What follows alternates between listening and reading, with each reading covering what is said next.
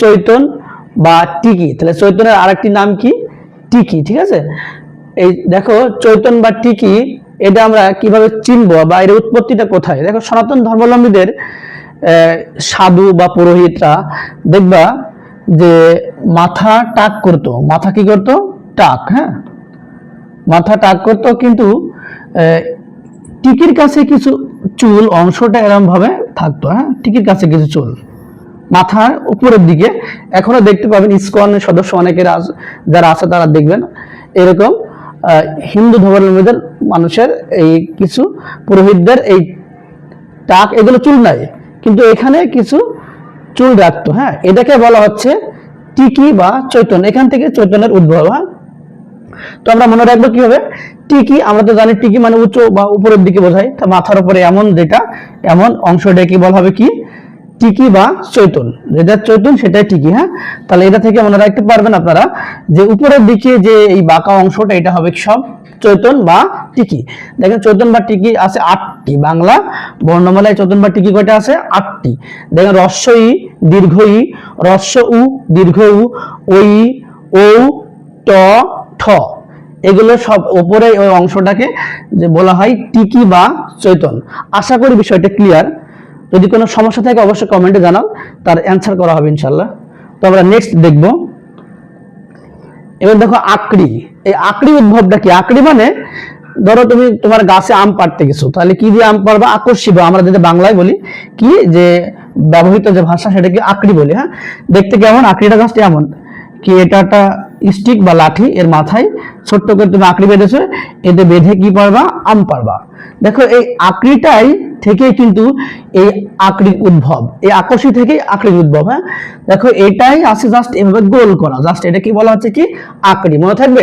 তাহলে আকড়ি মানে আকর্ষি, মনে রাখো। হ্যাঁ, যে আঞ্চলিক ভাষা আকর্ষি বলি আমরা, এটা হচ্ছে আকড়ি। দেখো এইরকম জাস্ট। হ্যাঁ, এই অংশটাকে বলা হচ্ছে আকড়ি। এটা কিন্তু বিসিএস বলো 11তম থেকে 20তম গ্রেড যে কোনো চাকরি পরীক্ষা কিন্তু গুরুত্বপূর্ণ একটা টপিক। হ্যাঁ, তাহলে তোমরা বুঝতে পারছো কিনা অবশ্যই কমেন্টে জানাও। তাহলে এই অংশটা কি বলা হচ্ছে? আকড়ি। এই অংশটা কি বলা হচ্ছে? আকড়ি। এই অংশটা কি বলা হচ্ছে? আকড়ি। হ্যাঁ, এই আকড়িটাকে এটা উল্টা করে আছে কিন্তু। হ্যাঁ, এটা আকড়ি, এটা উল্টা করে আছে, এটাও কিন্তু আকড়ি। হ্যাঁ, মনে থাকবে? তাহলে মনে রাখার টেকনিকটা কি, যে এটা আকর্ষী, আকর্ষী থেকে আকড়িটা এসছে, আমরা আঞ্চলিক ভাষায় আকর্ষী বলি। এটাকে জাস্ট গোল করলে এটা হচ্ছে আকড়ি।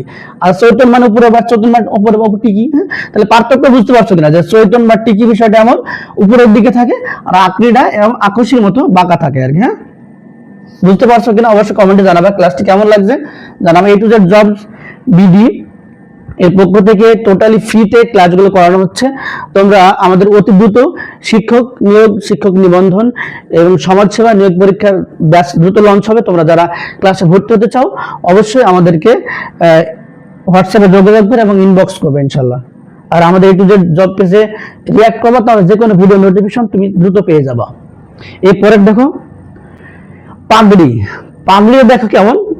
পাগড়িটা ধরো যদি আমি একটা মানুষ আঁকাই, হ্যাঁ, এর মাথায় যে পাগড়ি পরাই দিয়ে এমন পাগড়ি হয় না? এমন পাগড়ির জাস্ট এমন দেখবা। এখনো ইরান, পারস্য অঞ্চলে মানুষ এখনো কিন্তু এরকম পাগড়ি আছে দেখবা। পাগড়ি দেখবা যে কয়েকদিন আগে মৃত্যুবরণ করলো ইরানের সর্বোচ্চ ধর্মীয় নেতা Ayatollah Ali Khamenei, Mustafa Ali Khamenei, দেখবে এরকম পাগড়ি আছে। তো পাগড়ি মানে এই বাঁকা অংশটাকে আমরা কি বলছি? পাগড়ি। হ্যাঁ, দেখো এটাও কিন্তু বাঁকা একটা অংশ, দেখো এটাকে পাগড়ি। হ্যাঁ, এটা উল্টা করে আছে, এই দেখো এরকম বাঁকানো একটা অংশ, এটাকে বলা হচ্ছে পাগড়ি। এই বাঁকা অংশটাকে বলা হচ্ছে পাগড়ি। এমন আর কি করে, এই দেখো পাগড়ি যেমন ভাঁজ থাকে না এমন, এইরকম দেখো এখানে একটা উল্টা ভাঁজ আছে, আর এটাকে এটা সোজাসুজি ভাঁজ, দেখো সোজাসুজি ভাঁজ। এটাকে অনেকে ডবল আকড়ি বলে থাকে, কিন্তু আকড়ি না, এটা পাগড়ি হবে। হ্যাঁ, পাগড়ি হবে। ঠিক আছে, বিষয়টা বুঝছো কিনা বা টেকনিক গুলো তোমার মনে থাকবে কিনা?